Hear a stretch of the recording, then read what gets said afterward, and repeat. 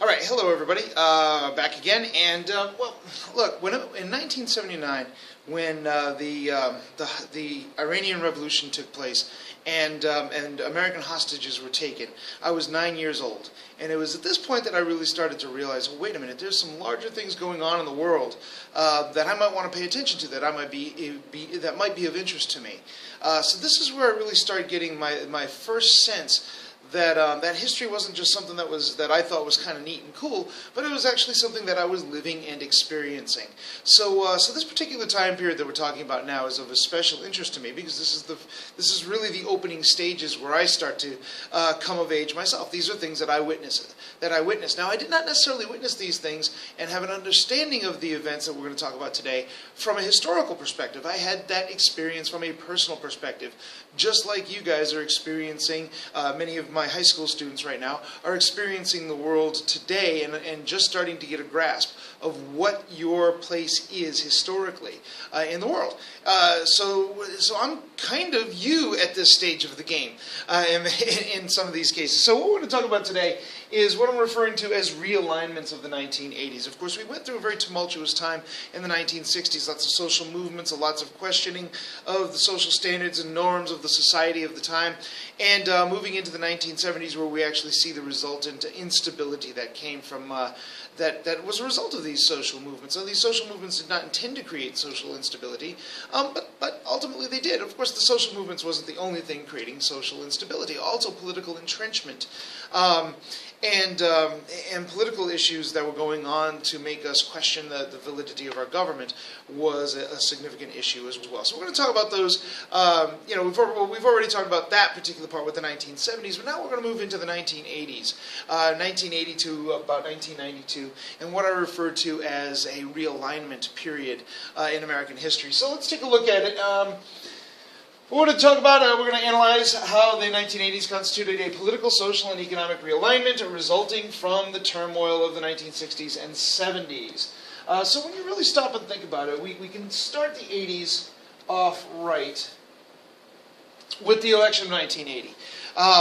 So I think this is a really good starting point at this stage of the game, because up through 1980 we're still dealing with many of the issues from the 1970s. And as you can kind of see here, well, my goodness, who's this guy? He sure won in a landfall victory. Well, yes, he did.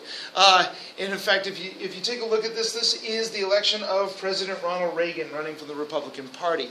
And you can kind of see the drubbing. Of course, Carter's presidency was, I wouldn't go so far as to say a wash. He did have some successes there, but as far as the public imagination is concerned, it was pretty much a wash. And to give you an idea of just how much of a wash it was, President Carter wins Georgia, which makes sense. He was from Georgia, but President Carter, a Southern Democrat, was still not able to carry the Deep South. Of course, this is a really good indication that the Democratic Party is pretty much done in the South as far as national politics is concerned. His vice presidential candidate was a fellow by the name of Walter Mondale, who's from Minnesota, and sure enough, boom, we win Minnesota. That's it. West Virginia, Maryland, D.C. to a certain, a little bit. I think Rhode Island kind of went. But for the most part, that's it for Carter. We really don't see much there, and Ronald Reagan is going to win with a sweep. And we talked about the new right as well. So we're talking about somebody who is coming in, and it makes a certain amount of sense, right? He comes in and he says, hey, look, government isn't the solution. Government is the problem. And, well, Watergate, Vietnam, inflation, and stagflation, oil crises, hostage crisis, it sure seems that he's right. I mean, it's kind of hard to argue with him at this stage of the game. So Reagan just kind of beat up on Carter, and we're going to enter into a new age. Of course, Reagan is not just a person in history. He's come to kind of symbolize this particular period, and we always have to be real careful with people who become iconic, because there's a tendency to want to hold on to the iconic images of the individual. probably I think probably the most important thing about Reagan's administration. This is of course my bias. I'm not a particular Reagan fan, but I think he was probably exactly the leader that the United States needed at that time. This is not an advocacy for his policies one way or the other, but he was a leader who had a particular positive vision, and a leader with a positive vision was something that the United States truly needed, especially coming off of the Carter crisis of confidence, or what became known as the malaise speech. All right, bad idea. Much better vision. So, but what was his vision? Of course, his vision, includes an idea of small government, getting government off the backs of the American people, so to speak, but really businesses, and allowing businesses to do what they want. So, of course, primary for President Reagan is going to be fixing this messed up economy. It was just messed up. It was a bad situation. So he is going to put into or advocate for and largely successfully implement what has become known as Reaganomics. Now, what was the bottom line with Reaganomics? Reaganomics is in essence supply-side economics. So, to give you an idea of what we're talking about here, back in the Great Depression, we had what we would refer to as demand-side economics. Of course, President Roosevelt felt, in the Keynesian perspective, that if you can get money into the hands of people who are going to spend it, they would spend that money, and spending the money would then create, opportunities for investment for businesses to invest in something. Without demand, according to the demand-siders, there's no reason to invest, and therefore businesses are not going to invest. So if you want to stimulate the economy, you stimulate it from the bottom. Well, according to President Reagan, according to the supply-siders, that's a problem, because when the government does that, then what they're doing is they're crowding out other investments that may actually be of benefit to the society. So they formulated what was called supply-side economics. In other words, what you want to do is you want to create an environment that frees businesses to invest. And if businesses are free to invest and actually make money off of their investments, more money from their investments, then they're more likely to actually participate in that they're more likely to actually make these investments. And in making these investments, they will have to hire people and expand their businesses and things along those lines. So the stimulation should be at the top, and it doesn't require the government necessarily to spend money. It simply requires the government to create a worthwhile and beneficial business environment. So how do we do that? Well, one thing, we cut taxes. All right, we cut taxes. If businesses can actually take home more money, there's more of an incentive for them to invest. Remove all of these regulations. There are a lot of regulations that have been put into effect: environmental regulations, health, safety, regulations, minimum wages, things along those lines, things that businesses are going to have to pay. And this raises the costs of doing business, which of course is an inhibitor to businesses making investments. And now the idea behind this, of course, is that if we do this, yes, we're cutting taxes, and technically that might create budget problems, because the government still has things that they need to pay for. But if we grow the economy, then that actually means that, yes, people will be paying a lower percentage in taxes, but they will actually be paying a higher amount of taxes because their incomes will be higher. And therefore, these taxes, these tax cuts and these lowered regulations will, in essence, pay for themselves. So, under Reagan's leadership, a bill called the Economic Recovery Tax Act of 1981 is passed that actually does in fact lower taxes, especially top marginal tax rates, which were as high as 70% in the 1960s and 1970s, and now we're going to bring them down, closer to 20% or something. Also, the Omnibus Reconciliation Act, which is going to kind of do away with a lot of regulations over business and business practices. Another thing that Reagan became famous for, Reagan was staunchly anti-union. Look, unions are a burden on business. If there are unions, the unions can then put demands on businesses, which make it less likely that businesses are actually going to want to invest. So, a centerpiece of that was the Professional Air Traffic Controllers Organization. This was a union of air traffic controllers, and they said, hey, look, we're not being paid enough, and we are being way overworked. So we are going to go. You got to do something about it. The airline said, nope, we're not going to do anything about it. So the air traffic controllers said, fine, we're going to go on strike. Well, since that is regulated by the government, this is a government agency. President Reagan pretty much just sat back and said, we'll fire them all, and they fired them, and they broke the back of the air traffic controllers union, and this was a pretty good indicator that other unions that had since the New Deal had government support are now no longer going to be supported by the government. Of course, unions had been growing less and less powerful through the 1960s and 1970s anyway, as union membership was falling as a result of manufacturing jobs shipping to non-union places like the South or ultimately to other countries. Anyway, there it is. Those areas where the federal government was expected to have oversight, like the Securities and Exchange Commission and other oversight agencies like that, well, President Reagan appointed people to those positions who were small government conservatives, new right conservatives, and consequently, I mean, if I'm a new right conservative and I'm in charge of a regulatory industry, how hard am I going to be regulating? I'm really going to kind of stand back and let the businesses do what they want to do. Things like antitrust laws and stuff along those lines is just not going to happen. Also, I believe also part of the Omnibus Reconciliation Act was also we're going to start cutting some of these entitlement programs, welfare, food stamps, school lunch programs, things along those lines. Many of those great societies programs are going to be cut down and whittled down, not necessarily eliminated, which is of course a right-wing criticism of Ronald Reagan, that he didn't actually end up eliminating any of these programs. Medicare, Medicaid, Social Security, all of these things remained, although many of these programs, especially programs targeted at the poor, are going to be whittled down. Now, programs targeted for old people, not so much. And also another area that Reagan is not going to cut spending on is going to be the military. Ronald Reagan is going to oversee one of the largest military expansions, largest peacetime military expansions in American history. So really all of this doesn't matter. What does matter is, did it work? What were the outcomes? And as you can kind of see, the record is a bit different. Now, one of the things that we have to understand here is that that for the most part we had this really bad situation with really high inflation and high unemployment, a result of lower economic growth. Low economic growth plus population increasing unemployment.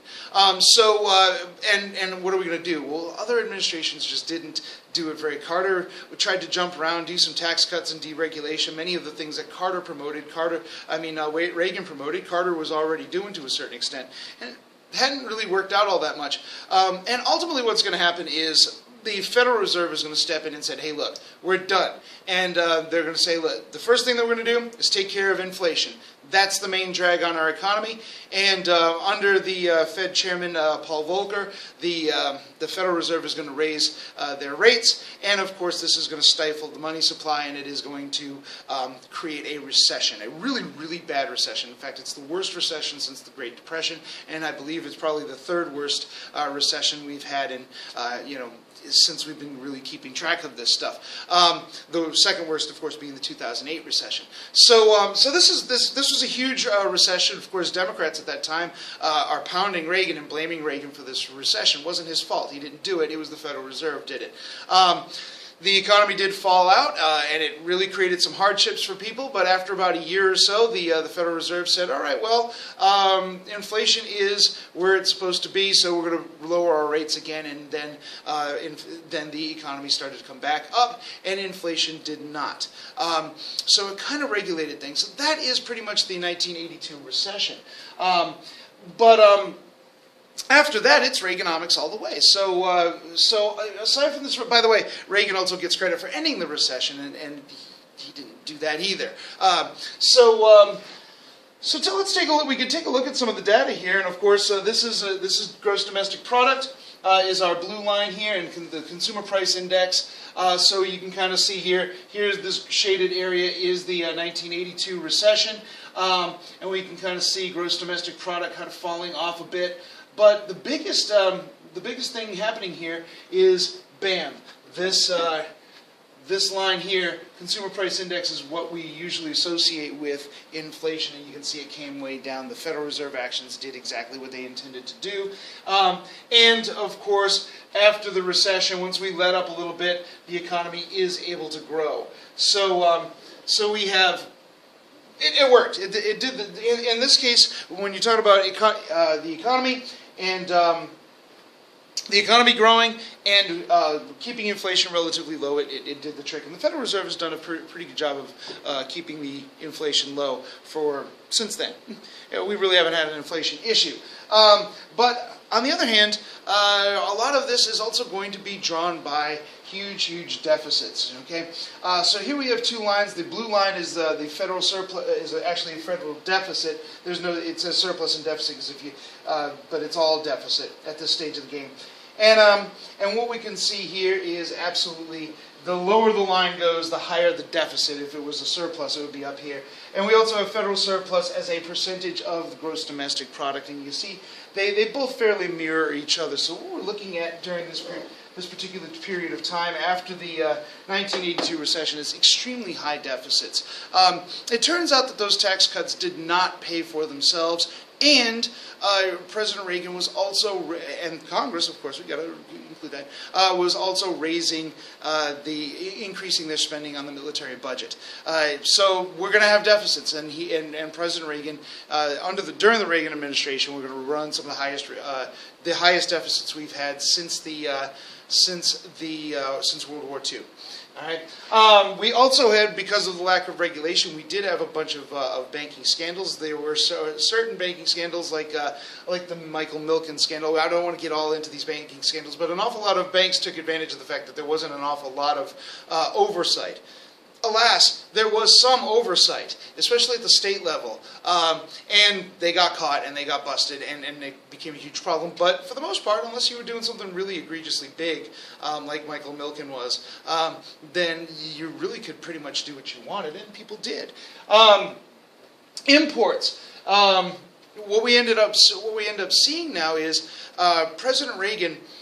Under President Reagan, the dollar became a lot stronger, which of course we associate as being a good thing. But unfortunately, what that means is that it is actually easier for imports to come in. We start to see the United States importing more things than they are exporting to other countries. Of course, part of that also has to do with deindustrialization. During this particular time, there wasn't any reason why there was no law saying that a business that was in the United States couldn't just move out of the United States and still continue to do business. So a lot of businesses were saying, well, it's not good enough to just move down into Alabama or wherever. Why don't we just go down to Mexico? And then eventually, why don't we move to China? And there we can pay our employees virtually nothing, and we can dump our refuse wherever we want to dump it, and we don't really have to pay all that much attention to health and safety and all that other kind of stuff. These are countries that just want to have our presence there. So they did, and American companies now are moving their factories of production to other countries and then importing their goods into the United States. So instead of the United States being a major exporter as it had been up until this point, it is now a major importer.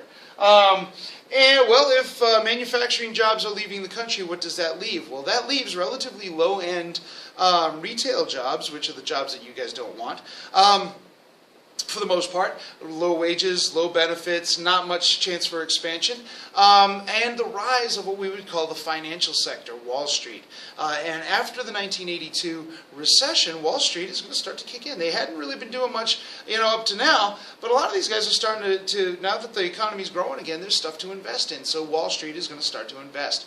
And there's no oversight. So that really did provide an incentive for Wall Street people and investors, securities people to start investing, and they did. And this becomes a draw. But of course, these kinds of finance jobs, as well as an increase in the number of jobs for healthcare and stuff like that, because people are getting older, these require a higher level of education. Education becomes a central issue in the 1980s.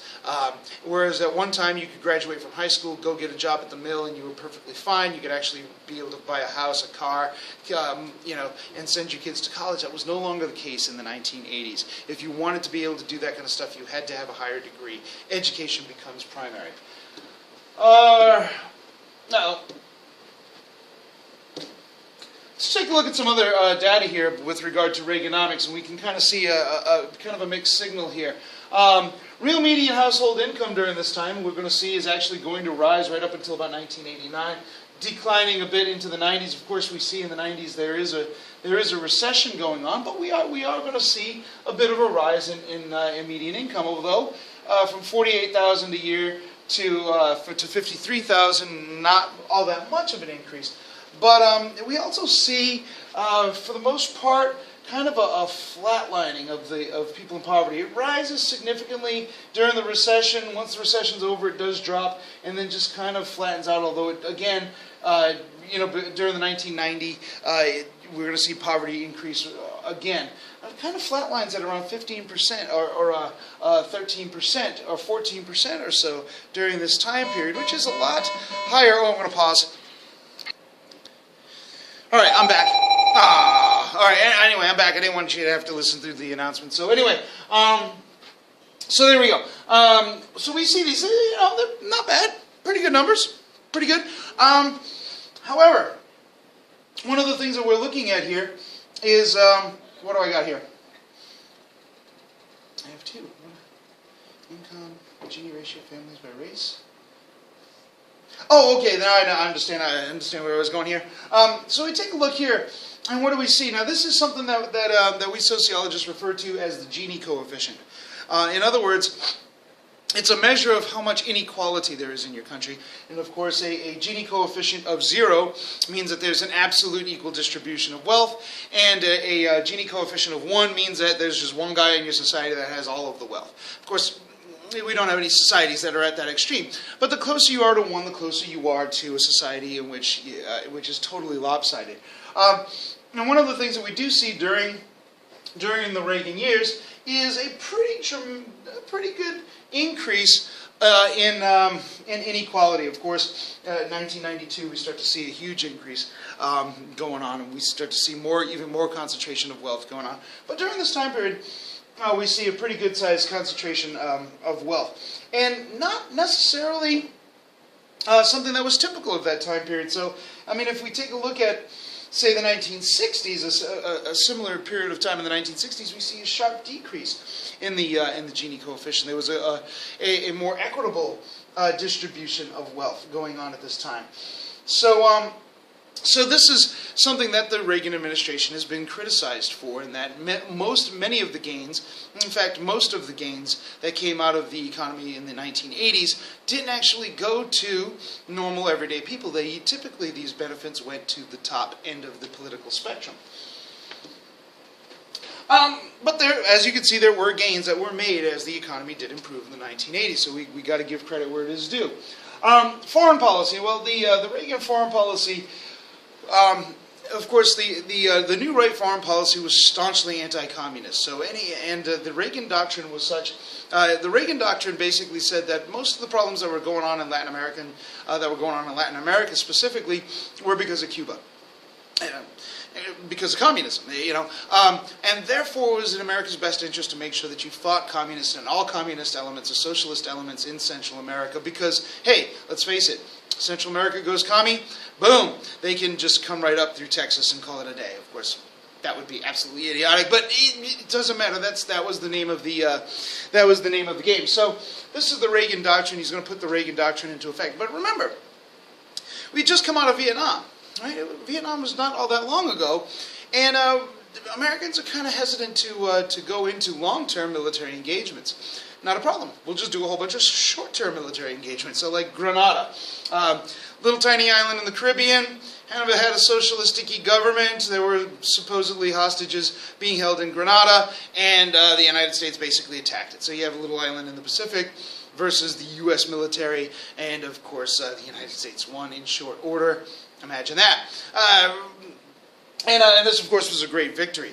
But we also start to see, we're also seeing other forms of intervention. So instead of, for instance, sending soldiers down into areas where we wanted to, sometimes what we would do is we would start funding and supporting the soldiers or people who are already there who are willing to fight against the communist influences. So this is especially true in Central America. In El Salvador, for instance, the U.S.-supported regime in El Salvador was pretty much being attacked by socialist and communist and radical forces there, and the United States doesn't want to see these guys take power, so we start to support and fund what turned out to be death squads in El Salvador, providing them not only money and material, but also training. And this is of course going to escalate the situation in El Salvador, creating a real huge national crisis there. Most significant was in Nicaragua. Of course, things for a long time the United States had supported the Somoza government, and the Somoza government was overthrown and replaced by the Sandinista government. And now this was a huge problem for the Reagan administration. They really wanted to send troops down there and restore the Somoza government. But the United States wasn't into the whole Vietnam thing again. One of the big fears of that time was that we would create another Vietnam in Central America, in Nicaragua. We did not want to do this. I mean, even right down to the fact that it was a wet jungle environment. And in fact, something was put into effect called the Boland Amendment that made it absolutely illegal to support any military operations in Nicaragua or even the people doing it.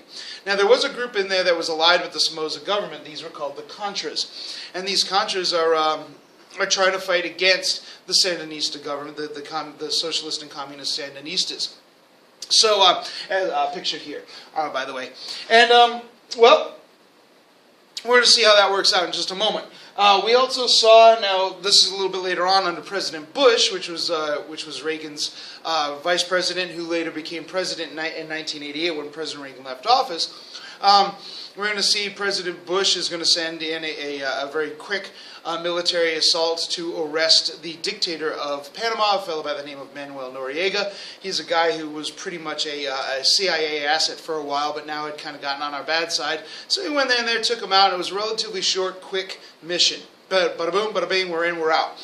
And this has become the nature. This became the nature of the U.S. military game: short, quick military excursions, complete the mission, get out, or sending material and supporting militaries that were already existing in that region at the time.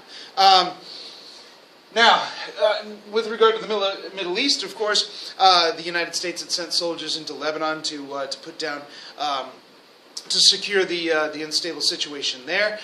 This mission was a failure. The Marine barracks was attacked early in the Reagan administration. Many Marines were killed. This was a huge thing. I remember watching it in the news. And Reagan pretty much decided that the situation there was untenable. He removed the soldiers from Lebanon. More significantly was Iran. Now, Iran was an interesting kind of situation, because remember, Iran had held U.S. hostages. The United States had determined that Iran was a terrorist state. We were not going to do business. President Reagan had gotten up and said flat out, "We do not do business with terrorists." On the other hand, they really did want to do business with the Contras. And one of the ways of doing that would have been, remember that Congress had passed a law, said it's not, you can't do business with the Contras, we're not going to support these guys. So what the Reagan administration did, and what folks in there like Oliver North and John Poindexter did, was they said, here's what we're going to do. We're going to sell weapons to Iran as part of a negotiation to get hostages freed from their Shiite allies in Lebanon. Right? So we're going to sell arms to Iran, get these hostages released. That's kind of nice. And the money that we make from this sale of weapons that we are making to a nation that is defined as a supporter of state terrorism, we're going to take that money and we're going to send it to the Contras. Congress doesn't need to know a thing. Well, what could possibly go wrong there? Well, what could possibly go wrong is it was found out. And this is a blatant violation of a law passed by Congress, the Boland Amendment. So this became a huge problem, and there was questions for President Reagan later on in his presidency. What did he know? What didn't he know? We can see this cartoon here in which President Reagan is talking about the Iran scandal, and in the background, why do they keep bringing that? And in the background, we see the silhouette of Richard Nixon. So this became a huge scandal. Ultimately, Oliver North, John Poindexter, these guys will go down for this. They'll do some jail time, the whole 9 yards. And And but the Iran-Contra scandal did not really stick to President Reagan all that much. So, but this was part of the foreign policy legacy of Reagan. We're going to talk a little bit more.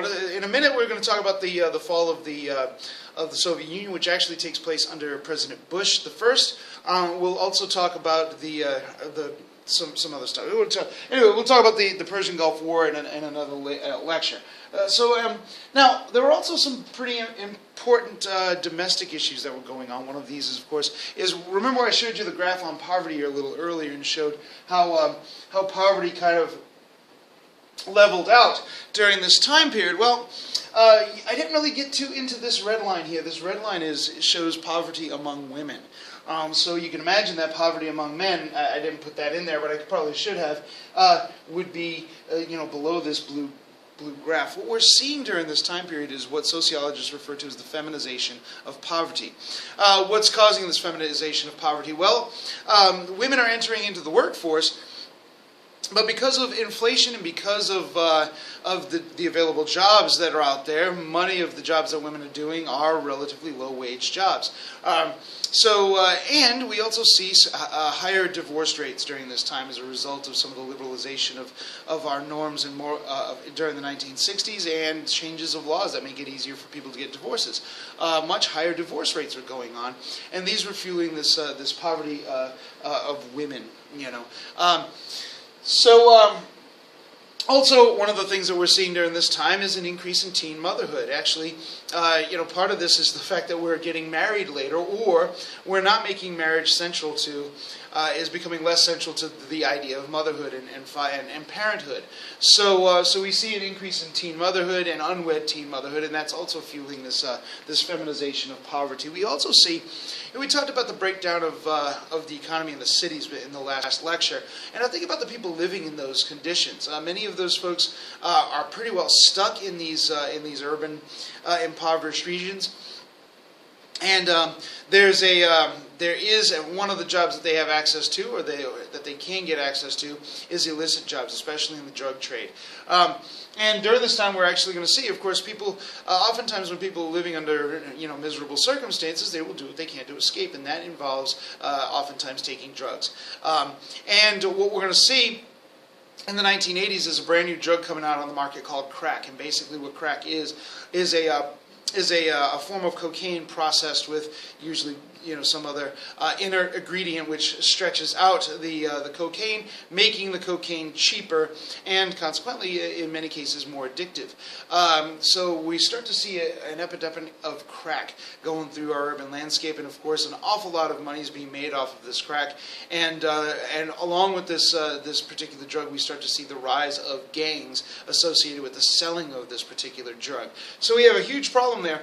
And this is going to prompt an escalation of the war on drugs, which had actually been started by Richard Nixon, but is going to escalate tremendously under the Reagan and Bush years. We also see happening during this time is people started to get these diseases and illnesses, and they were dying from these illnesses that people just didn't die from. They were very rare illnesses, and we had to figure out where this is coming from. And when researchers looked into it, they realized that the problem was that their immune systems were shot. They had no T cells, white cells were down. Their immune system was shot. And they referred to this as acquired immune deficiency syndrome, or otherwise known as AIDS. This is even before we even knew. We suspected it was a virus, but we hadn't actually isolated the virus yet. So we have an epidemic coming. Well, the government should do something about this. Well, not so much. In fact, a key influence over the new right during this time period was Christian fundamentalists, and unfortunately for the poor people suffering from AIDS in the early '80s, the largest number of those folks were either homosexual men or they were IV drug users, two groups that were not particularly sympathetic to the Christian right. So consequently, it took a tremendous amount of social activism on the part of people on the ground to get the Reagan administration to finally address the issue of AIDS. But the Reagan administration doesn't do much in the way. It is definitely tardy in responding to this particular disease and virus. We also have, during this time, an increase of homelessness. Now, a lot of this is the result of deinstitutionalization of mental institutions during the 1970s. It was decided that a lot of people were being locked up in mental institutions who didn't really deserve to be locked up. They were functional on their own. And they needed to be released. The idea that you can't just take somebody off the street and lock them up in a institution is very much the same thing as taking somebody off the streets and locking them up in jail. Well, consequently, an awful lot of people who really did need help ended up getting booted. Another part of this is the fact that we were cutting budgets back on these mental health facilities as well. And the costs of doing business were rising, so we're going to get these guys out of here. And a lot of these folks ended up on the streets, homeless. So there was a large number of people who were homeless who were mentally unstable, oftentimes self-medicating themselves and then becoming addicted as a result of this. But not exclusively. There were an awful lot of, for instance, Vietnam vets that were homeless. A lot of single moms and single parent families that found themselves homeless during the high inflation era and ultimately the recession in 1982. So it wasn't just a matter of mental patients, but also normal everyday people. Also, too, in the 1980s, we start to see countries starting to pass us by when it comes to education. They start scoring higher on what's called the PISA exam. And we start to, somebody does some research back in the day, and they decide that there's something wrong with American education. This was a study called The Nation at Risk that was showing that, that in essence, Johnny can't read, that the American education system was not competitive enough with foreign countries, and that this was going to be a real problem, in the future if we can't compete educationally. So, well, what should the government do about education then, if that is the case? Well, maybe what we need to do is start privatizing some of these schools and start looking for business models that are going to help us. What could possibly go wrong? Probably the biggest influence over this particular period comes at the very end, 1991 or so, under President George W. Bush. We see the end of the Cold War.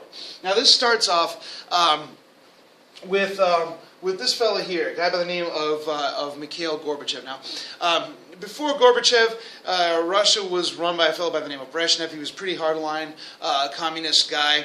And then after he died, there were a couple more leaders of Russia. They didn't last very long. Chernenko, Andropov, they died relatively quickly. And then Gorbachev comes into power, and he's looking at his country, saying, "Wow, right now the Soviet Union is simply not sustainable the way it is. We have a tremendous amount of political oppression. We have a tremendous amount of we basically have a stagnant economy. We can't keep doing this."